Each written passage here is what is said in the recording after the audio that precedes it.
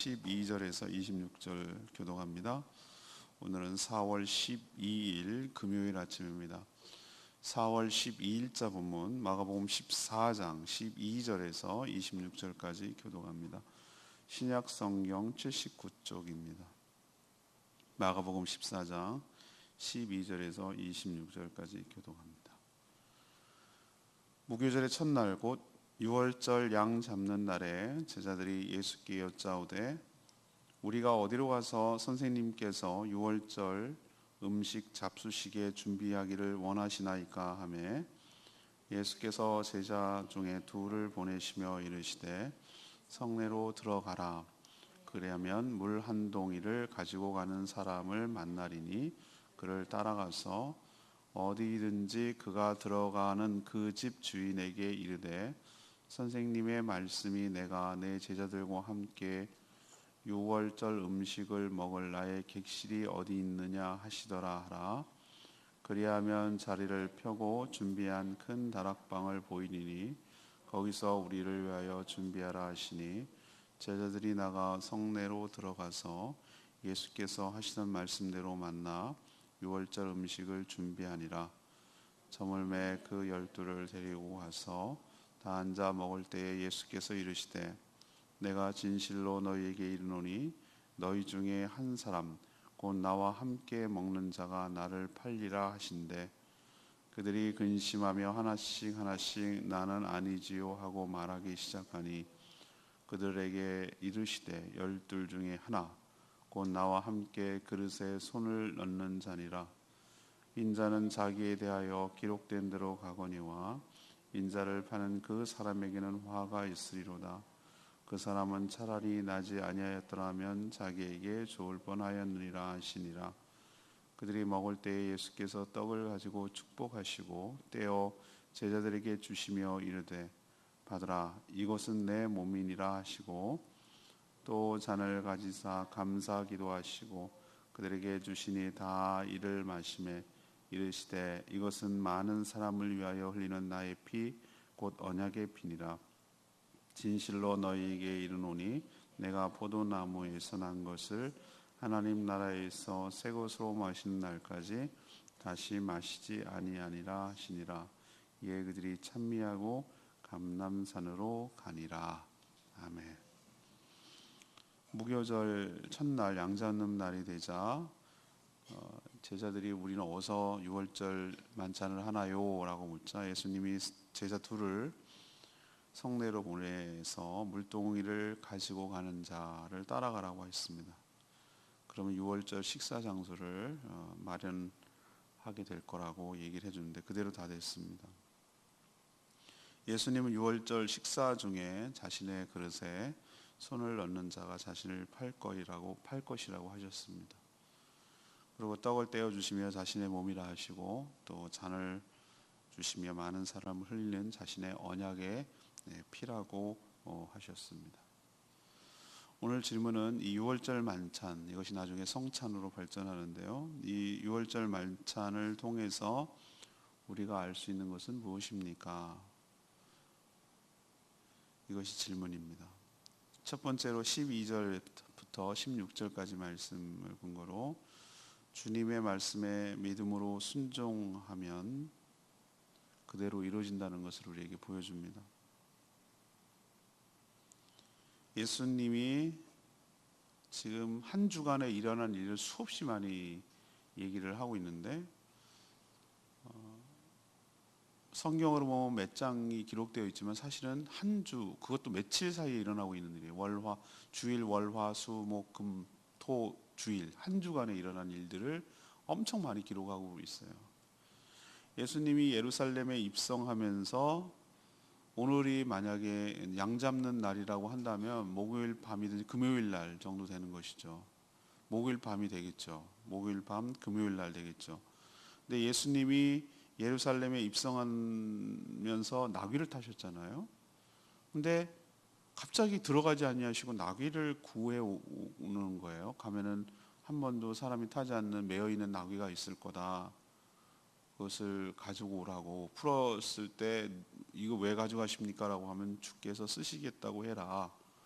그랬더니 정말로 가보니까 그런 과정들이 다 이루어져서 그것도 정말 신기한데, 지금 오늘 앞에 나오는 부분 보면은 유월절 식사를 준비하는 과정도 나귀를 구하는 것처럼 너무 참 비슷하기도 하고 신비합니다. 제자들이 예수님께 묻죠. 저희들은 이때는 명절처럼 느껴졌기 때문에 식사를 같이 모여서 유월절 식사를 하는데, 우리는 그럼 어디서 식사합니까? 유월절 만찬을 합니까? 이때는 명절 음식을 먹는 거예요. 그렇게 묻자 예수님은 니네들이 알아서 해, 뭐 이거 아니었어요. 나귀를 구하는 과정과 너무 비슷해요. 제자 둘을 시켜서 성내로, 그러니까 예루살렘 성내로 들어가라고 했죠. 들어가면 어떤 사람을 만날 거냐? 물 한 동이를 가지고 가는 사람을 만날 것이다.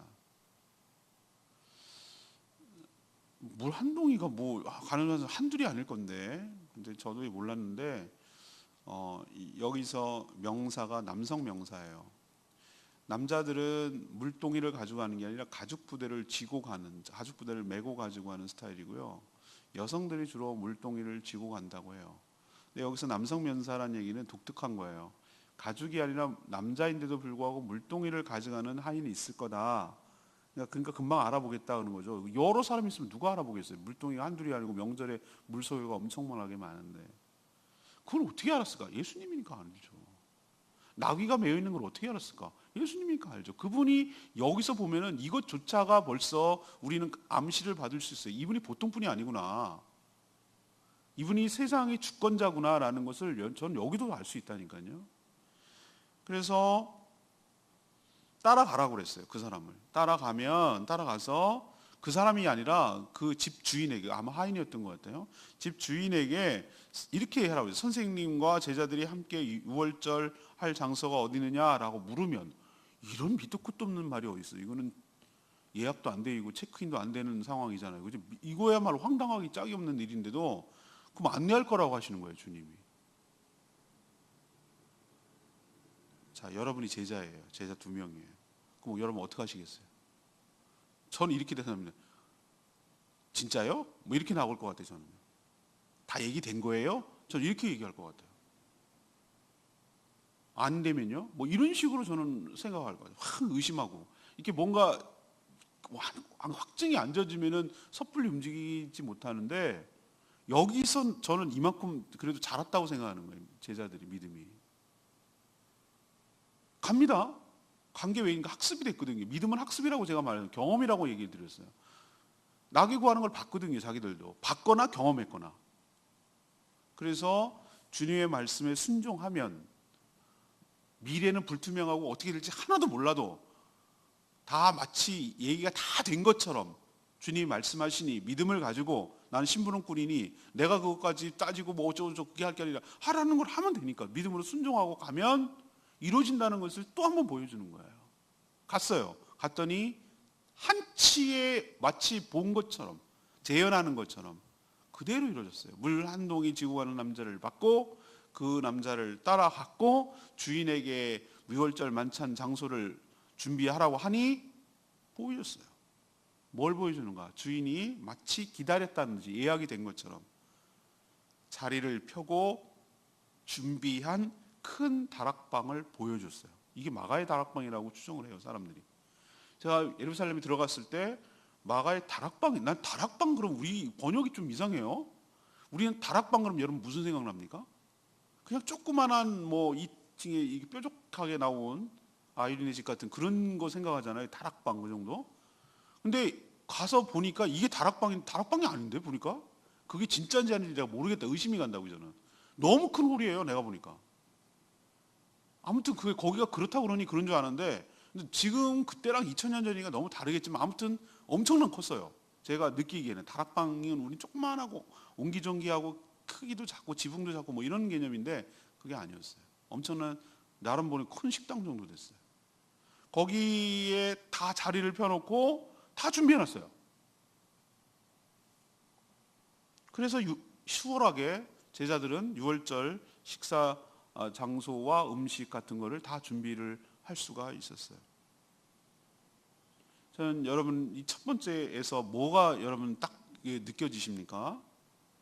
예수님의 말만 믿고 순종한 두 명의 이 제자의 믿음도 참 대단하죠, 그죠? 전 이 믿음도 대단해요. 또 선생님과 자기 제자들이 사용할 식사 장소를 준비하라는 요청을 받고 순종하는 이 집주인의 믿음도 대단하지 않아요? 예, 이 믿음도 참 대단해요.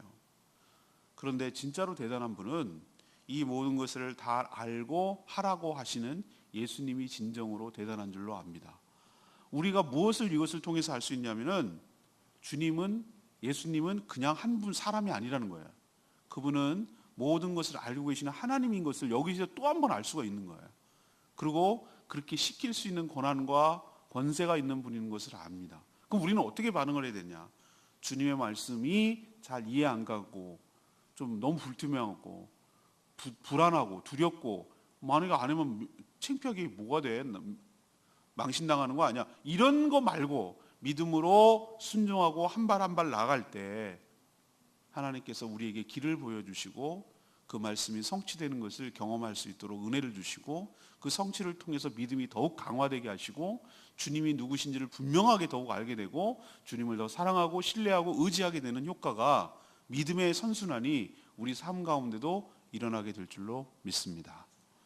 두 번째 이야기는 이월절 만찬과 관련해서 17에서 21절까지예요.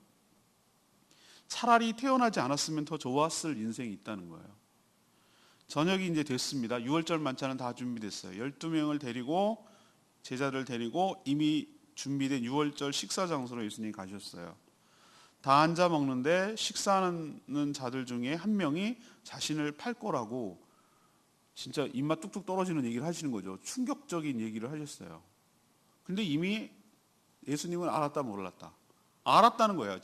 가룟 유다가 무슨 생각을 하고 어떤 행동을 이미 하고 왔는지 알고 계셨다는 거예요. 제자들이 화들짝 놀라서 근심하면서 한 명씩 돌아가면서 전 아니지요, 전 아니지요 확인시켜 줬잖아요. 자, 그럼 여기서 유다도 아니라고 했을까 안 했을까? 저는 아니라고 보이긴 했을 거라고 생각해요. 가증하고 가식적인 모습으로. 그 현장에서 만약에 말이죠. 전 이런 생각도 해봐요. 만약에 제거든이라고 말했으면 어떻게 될까요? 나머지 11명한테 맞아 죽어요. 유다. 그러면 어떻게 됩니까? 겟세마네 이제 내일 묵상할 건데 겟세마네 동산 월요일 날 묵상하는군요. 겟세마네 동산에서 기도하는 것을 팔아 가지고 여기 예수님 있어요라고 하는 작업을 못 해요. 그렇죠? 예. 그래서 알고는 있지만 한 번 더 기회를 주는 거예요. 기회를 주는 거예요. 근데 이 가증스러운 유다의 모습이 저는 그려져요. 12명의 만찬이 있었어요. 제자들이 팔 거라고 했어요. 그리고 한 사람씩 가니 자기도 벌써 다 돈 받고 다 거래 끝났는데 전 아니지요 라고 말하는 그 유다의 그 가증스러운 얼굴에 딱 떠오르니까 야, 인간이 이럴 수도 있겠구나 라는 생각이 확 들었어요. 겉과 속이 완전히 다른 배신의 아이콘이 유다였겠구나. 이럴 수 있겠구나. 인간은 이렇게도 되는구나 라는 생각이 딱 드니까 참 측은하기도 하고 무섭기도 하고 참 복잡한 감정이 또 예수님 그걸 알면서도 그렇게 말한 유다의 모습을 볼 때 얼마나 가슴이 아프셨겠어요. 좁혔어요, 더 범위를. 우리처럼 소스를 같이 찍어 먹거나 우리는 찌개를 같이 떠먹는 건데 얘네들도 빵을 꿀이나 초에 이렇게 찍어 먹을 때 공동 그릇이 있었어요. 그래서 빵은 자기 앞에 놓고 있는 찍어 먹는데 이게 그릇에 가까이 있는 사람, 팔이 벌려서 닿는 거리에 있는 사람들은 공동의 소스나 이거를 찍어 먹는단 말이죠. 그건 유다가 가까이서 먹었다는 얘기예요. 예수님 아주 12명 중에서 이렇게 떨리죠. 우리도 식사할 때 보면은 저쪽 끝, 여기 끝은 손이 안 닿잖아요. 근데 유다가 가까이서 먹었어요. 나 그릇에, 자신의 그릇에 그릇에 손을 넣는 자가 팔 거라고 그랬어요. 예수님은 이렇게까지 한다는 얘기를 뭐냐면 다 알고 있다라는 것을 가룟 유다에게 암시하고 있는 말이에요. 실제로 이미 유다는 대제사장에 가서 돈을 받고 예수님을 넘기겠다는 약속을 하고 언제가 좋은 찬스인지 기회를 엿보고 있는 그런 상황이었어요. 예수님 오늘 뭐라고 합니까? 참 가슴 아픈 얘기인데 21절 인자는 주님이죠. 자기에 대하여 기록된 대로 가시거니와. 그러니까 예수님은 기록된 대로라고 말하는 것은 구약에 예언된 대로 대속의 죽음을 죽기 위하여 십자가에 가겠지만, 그 길로 가겠지만, 파는 자는 차라리 태어나지 않았으면 좋았을 뻔했다라고 얘기하고 있어요. 그건 가룟 유다를 지칭하는 말이에요. 탄식하는 말이에요. 근데 우리는, 많은 사람들이 이렇게 생각합니다. 예수님 가룟 유다 덕분에 십자가에 죽으셨잖아요. 유다도 공이 있는 거네. 예수님 십자가 사역을 위해서 큰일 했네 라고 생각하면 안 돼요. 차라리 나지 않았을 뻔했으면 좋겠다라고 말하는 것은, 얘가 안 태어나도, 얘가 아니어도 다른 방법으로 얼마든지 십자가의 대속의 죽음을 죽을 수 있는 줄로 압니다. 가는 준비된 길로 간다고 그랬잖아요. 그 틀을 얘기하고 어떻게 죽을지를 얘기했지, 누구를 통해서 어떤 과정을 통해서 예언되지는 않았어요. 근데 요건 분명히 얘기했잖아요. 가는 길로 가는 거예요, 주님은. 그렇지만 그 역할, 그 가는 길을 가는데 유다가 자기 스스로 뭐 한 것이죠? 개입한 거잖아요. 욕심에. 그리고 정말 엄청난 불행을 자초한 것이잖아요. 하나님께서는 우리의 경우의 수와 가능성을 다 열어놓습니다. 안 할 수도 있어요. 하나님의 그 도도한 구속사역의 완성을 위해서 그 물결은 거스를 수 없어요. 예수님이 십자가에 가는 것은 어떤 방법으로도 가요. 그 방법이 여러 가지 있는데, 그것을 가지고 하나님은 여러 가지 일어나는 것을 통해서 활용하시고 사용하시고 다 하셔요. 그런데 유다가 돈이 눈에 멀고 스승을 팔아버리는 것을 사용하신 것이죠. 사용했다가 보는 그것 때문에 촉발이 됐지만, 그것이 하나님 책임이 아니란 뜻이에요. 제가 말하려는 건, 유다가 모든 책임을 뒤집어 쓰는 거예요. 차라리 태어나지 않았으면 좋을 인생. 이거야말로 인생의 가장 비극적이고 비참한 평가예요. 예수님이 이런 평가가 사람 중에서 저는 가장 아픈 평가라고 생각해요. 차라리 어떻게 이 땅에 태어나는 인생이 다 축복이고 은혜고 그 태어난 자체가 기회이고 그런 것인데, 차라리 태어나지 않았으면 좋았을 뻔했다 라는 평가를 받는 것이야말로 저는 인생 완전 실패한 거라고 생각해요. 우리도 오늘 이 유월절 만찬을 통해서 가룟 유다의 가식적인 웃음, 아니라고 부정하는 모습, 손을 같이 찍어서 예수님과 먹으면서도 아닌 척하는 이 모습, 차라리 태어나지 않았으면 좋겠다고 했는데도 불구하고 요 6월절 만찬을 끝으로 나가버립니다. 어디로? 팔로 나가는 거예요. 이런 어리석은 짓 하지 않았으면 좋겠고 교훈을 삼았으면 좋겠습니다. 마지막 세 번째는 22, 26절까지 말씀, 예수님의 죽음을 통해서 우리와 새 언약을 맺으신 것을 알 수 있어요. 예수님은 유월절 식사를 통해 새로운 언약을 제정하셨어요. 떡을 가지신 후에 축복하시고 떼어 제자들에게 나눠주시며, 이 떡은 그들을 위해 주시는 자신의 몸이라고 하셨어요. 또 잔을 가지시고 감사 기도를 하신 후에 이건 역시 따라 나눠 제자들에게 주시면서, 이 잔, 곧 포도주가 담긴 포도주죠. 이 잔은 많은 사람을 위해 흘리는 자신의 피, 곧 언약의 피라고 하셨어요. 이게 무엇입니까? 성찬의 개념이기도 하고 순서이기도 하고 행동 퍼포먼스이기도 해요. 제가 여러분들에게 의도적으로 가르쳐 주죠. 떡을 이렇게 취합니다. 테이크. 그리고 기도합니다. 그리고 뗍니다. 이게 팥을 시키는 거예요. 떼는 거예요. 떼고 제자들에게 어떻게 합니까? 직접 나눠 주십니다. 그리고 이것은 여러분들을 위한 예수님의 몸이라고 얘기를 해주잖아요. 이번 주일날 그렇게 하는 거예요.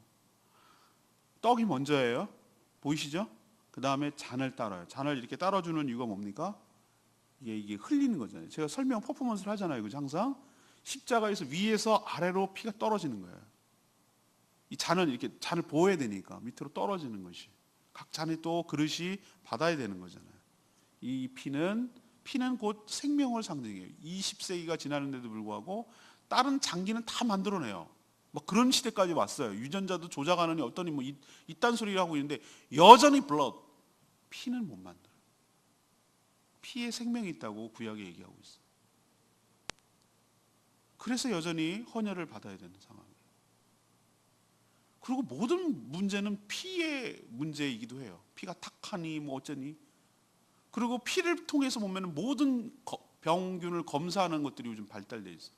피가 구약에 보면 피 곧 생명이니 그렇게 표현하고 있어요. 그래서 피째 먹지 마라 뭐 이런 여러 가지 표현이 피가 상징하는 것이 생명을 상징하는 것이 생명을 준다는 뜻이에요. 참된 음료라고 얘기를 하셨어요. 이 언약의 피라는 개념을 여기서 처음으로 이렇게 예수님이 직접 입으로 얘기를 하시는데 언약의 피라는 말이 뭡니까? 어디서 나왔었습니까? 구약으로 확 거슬러 올라가야 돼요. 시내산에서 하나님과 이스라엘 백성 사이에 언약이 체결됐어요. 그때 모세가 제물의 피를 가지고 백성들에게 뿌렸어요. 제단도 뿌렸어요. 이게 정말 얼마나 무섭습니까? 피를 쫙 뿌리는 거예요. 그 백성들에게. 그러면서 뭐라고 그랬어요? 이 피가 바로 언약의 피다라고 말하는 거예요. 언약의 피. 이게 뭘 의미하는지 아십니까? 언약의 피? 너와 나는 피로 연결된 관계라는 뜻이에요. 하나님과. 만약에 네가 어기면 둘 중에 한쪽이 어기면 어떻게 되냐면은 이 어긴 대가를 피로만이 치를 수 있다. 우리는 죽음을 목숨을 걸고 서로 지켜야 될 존재라는 거예요. 이 이런 의미예요, 여러분. 그러니까 누가 죽어서 피를 흘리고 뭐 도원결의 뭐 이런 표현을 쓰고 있는데 이 피를 쫙 뿌리는 얘기는 뭐냐면은 이게 무시무시한 얘기거든요. 이쪽이 어기거든, 이쪽이 어기든 언약을 한쪽이 어긴 쪽이 목숨으로 대신해야 된다. 죽음으로만이 끝나고 이것을 할 수 있다라는 것을 보여주는 거예요. 그만큼 결속이 강하고 목숨을 건 언약 관계다. 이런 뜻으로 말하는 게 이게 언약의 피라는 의미였어요. 그리고 이게 둘 사이에 언약을 맺었다는 상징적인 의미다라는 뜻으로 말할 때 모세가 언약의 피다라고 표현했는데 이거를 놀랍게도 예수님이 그 피를 여기다 끌고 가면서 성찬 유월절 만찬과 연결을 시키면서 그것을 자신의 피로 연결시켰어요. 여기에 이렇게 접합점을 갖고 오고 예수님이 성경을 재해석하고 재정립하는데 놀랐어요, 제가. 예수님이 모든 성경을 이렇게 딱 모아가지고 그 의미를 딱 결론 내리고 있는 장면이에요, 지금. 이게 굉장히 중요한 부분이에요, 신학적으로. 지금 그리고 동물의 피가 아니라 그때는 신할산에서 맺은 건 동물의 피를 뿌렸거든요. 이제는 동물의 피는 불완전해요. 지금 언약에 새롭게 갱신되고 있다는 거예요. 누군가는 죽어야 되는데 죽어서 그 목숨값을 바꿔서 하나님과의 관계를 회복시켜야 되는데 이건 내 피라고 말했어요. 이건 언약의 피라고 동시에 말했어요.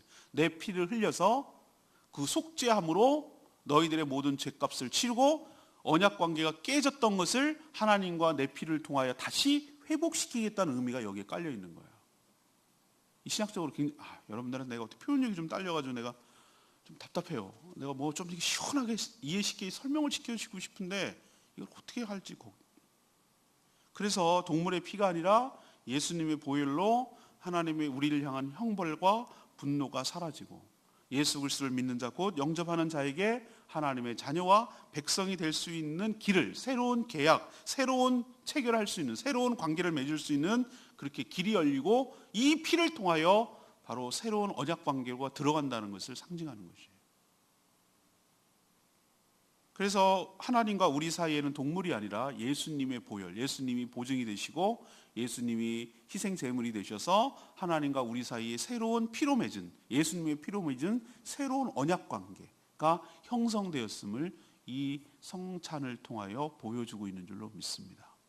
여러분이 생각할 때 성찬이 어떤 의미로 다가오는지 잘 모르겠어요. 저는 여러분들 생각 어떤 수준일까, 어떻게 받아들여질까. 내가 막 설명을 하는데도 불구하고 이분들이 그 의미를 깊은 의미를 다 이게 담아내고 이해하고 충분히 누릴까 이런 생각이 들 때 제가 좀 한계를 느껴요. 제가 좀 더 잘 설명을 했어야 되는데라는 생각이 들어요.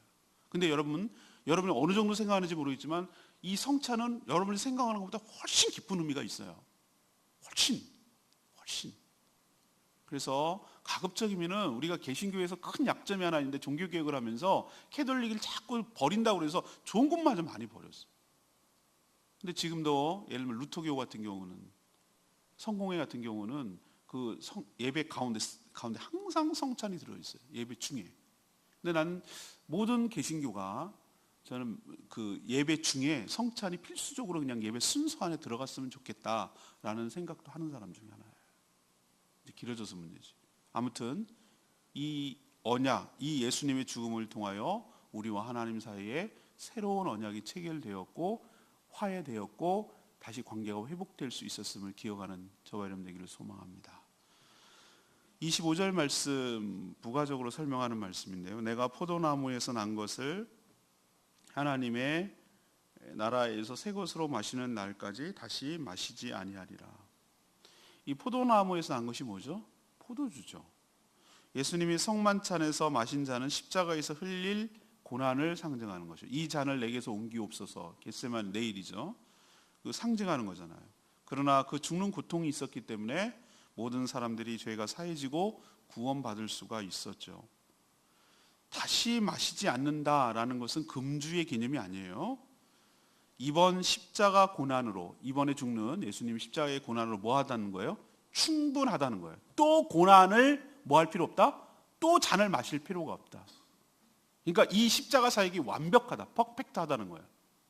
자, 그러면 어디서 마시는 겁니까? 이번에 마시는 잔은 그 잔이 개념이 확 달라요. 앞에서 말하는 잔은 무엇입니까? 고난을 상징하는 거예요. 십자가의 고난. 뒤에 잔은 뭡니까?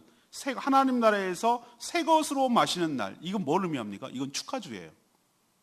느낌 아시죠? 잔치할 때 그 포도주로 결혼 잔치를 하고 그 이스라엘 사람들은 지금 그랬거든요. 이 하나님 나라에서 새 것이라고 말하는 것은 천국 잔치에서 모든 승리를 끝내고 모든 구원을 완성시키고 그래서 모든 사람들과 함께 택한 자들과 함께 잔치에 하는 장면을 이걸로 상징하는 거예요.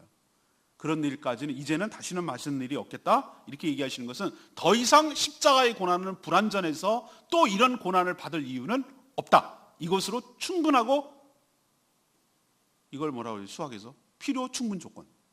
이제 생각이 나네. 필요 충분 조건이다 라는 뜻이에요. 끝났다. 이것으로 피니시 라는 것을 이 얘기를 통해서 얘기하시는 거예요. 자, 오늘 좀 교리적으로 나간 것 같아서 좀 그렇긴 한데 오늘 질문이 뭡니까?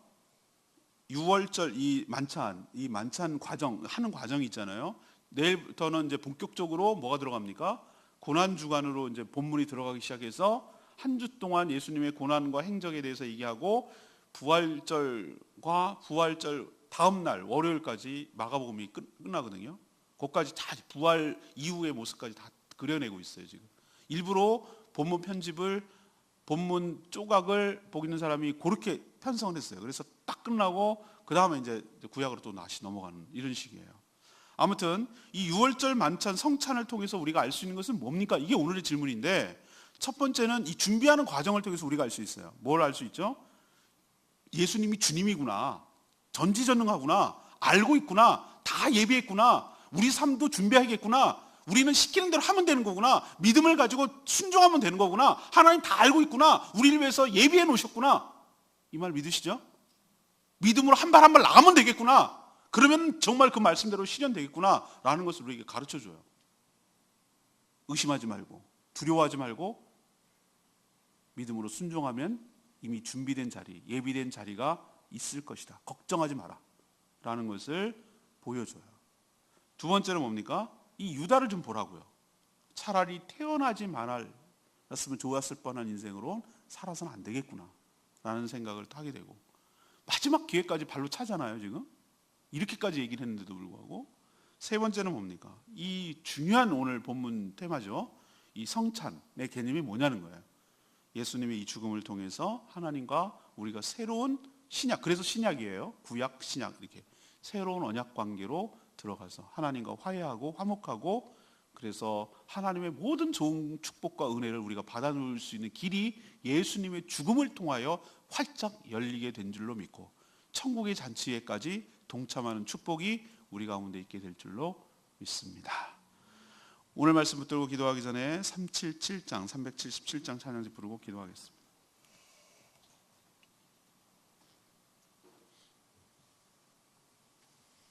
377장 찬양집 6월절 어린 양의 피로 더 이상 넘어지지 않네. 난 주보혈 아래 있네.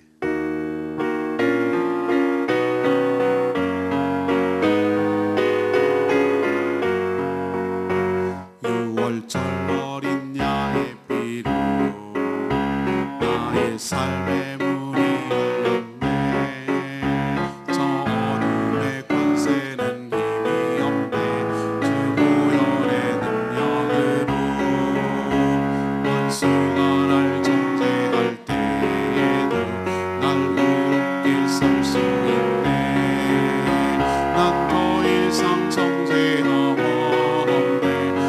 주 보혈 아래 있네. 난 주 보혈 아래 있네. 그 피로 내 죄 사했네. 하나님의 능력 날 거룩해 하시었네. 난 주 보혈 아래 있네. 난 원수 어떠한 공격에도 더 이상 넘어지지 않네. 난 주 보혈 아래 있네. 난 주 보혈 아래 있네. 그 피로 내 죄 사했네. 하나님의 능력 날 거룩해 하시었네. 난 주 보혈 아래 있네. 난 원수의 어떠한 공격에도 더 이상 넘어지지 않네. 난 주 보혈 아래 있네. 난 원수의 어떠한 공격에도 더 이상 넘어지지 않네. 난 주 보혈 아래 있네. 여러분이 바로 예수님의 보혈 아래 있는 줄로 믿습니다.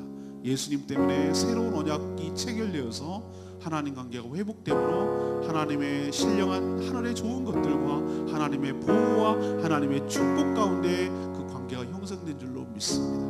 예수님 그것 때문에 십자가에 돌아가시기 위하여 이 성만찬을 통하여 일부러 이렇게까지 준비해 가면서 그 의미를 지금 설명하고 있는 것이 맞습니다.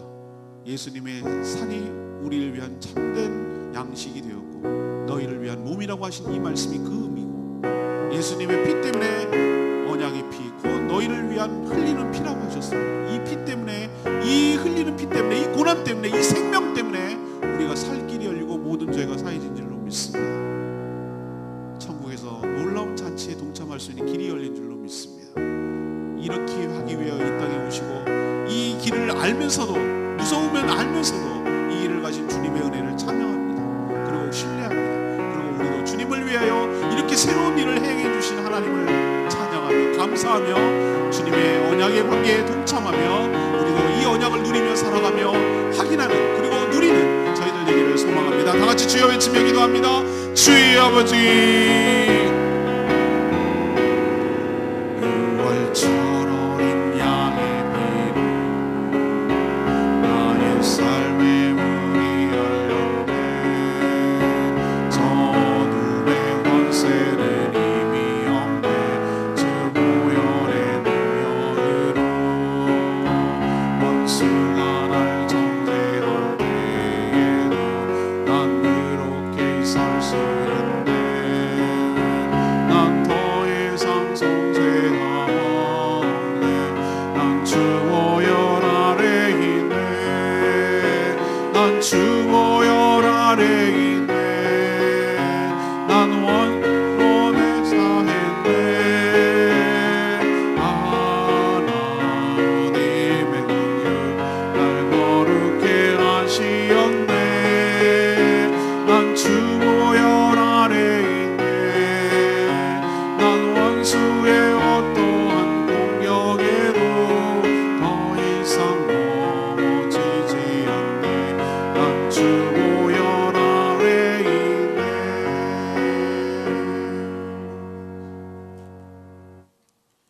하나님, 저희도 살면서 알 수 없고 이해되지 않을 때가 참 많습니다. 그런데 해야 될 때가 있습니다. 그렇지만 하나님의 뜻이라면 다 이해되지 않고 잘 몰라도 믿음으로 한 발 한 발 순종하며 살아가기를 원합니다. 순종하면 주님께서 왜 그렇게 하라고 하셨는지 분명히 확실히 알게 될 줄로 믿습니다. 저희가 믿음으로 순종하며 살아가게 하여 주시옵소서.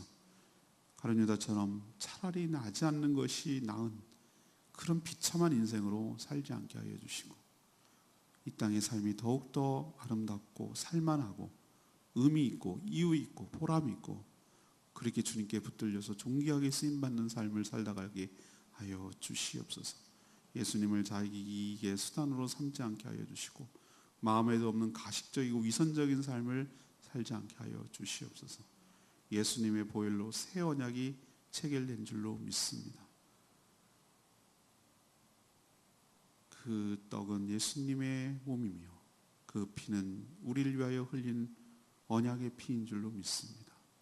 예수님의 십자가 그 생명의 희생으로 우리가 하나님과 화해하고 새로운 언약 관계를 맺게 되었음을 감사드립니다. 예수님 말씀하신 대로 이제는 그걸로 충분하고 천국에서 잔치에 동참하며 참여하게 될 줄로 믿습니다. 이 놀라운 은혜에 진심으로 감사드리고 그날을 꿈꾸며 그날을 소망하며 하루하루 살아가는 사명을 잘 감당하는 저희들 되게 하여 주시옵소서. 오늘도 하나님 맡겨주신 사명, 해야 할 여러 가지 일들을 기쁜 마음으로 잘 감당하기를 원합니다. 특별히 오늘 저녁에 모이는 목장 위에 축복하여 주시고 은혜로 가득 채워주시기를 원합니다. 삶이 회복되고 새로운 영혼이 구원받는 역사가 있게 하시고 주님께로 교회로 더 가까이 나갈 수 있는 구원의 통로가 될 수 있도록 축복하여 주시기를 원합니다. 사단마귀 틈타지 않게 하여 주시고 모든 성도들이 영혼 구원하여 주님의 제자 삼는 일에 올인하고 거기에 에너지를 쏟고 인생을 허비하지 않도록 주님 축복하여 주시기를 원합니다. 간구하는 기도마다 응답하여 주시고 어린이들 대상으로 복음을 전할 때 그 마음 가득히 복음이 심겨지고 담겨지도록 축복하여 주시옵소서. 오늘도 여러 가지 일들을 기쁜 마음으로 헌신함으로 몸된 교회를 건강하게 세워가는데 동참하며 참여하며 그것이 보람이고 기쁨이 되게 하여 주시옵소서. 주님께 모든 것 맡겨놓고 예수 그리스도의 이름으로 축복하며 기도합니다. 아멘. 오늘 하루도 주님의 은혜 가운데 살아가는 복된 하루 되기를 축복합니다. 충분히 기도하시고 하루를 시작하시기 바랍니다.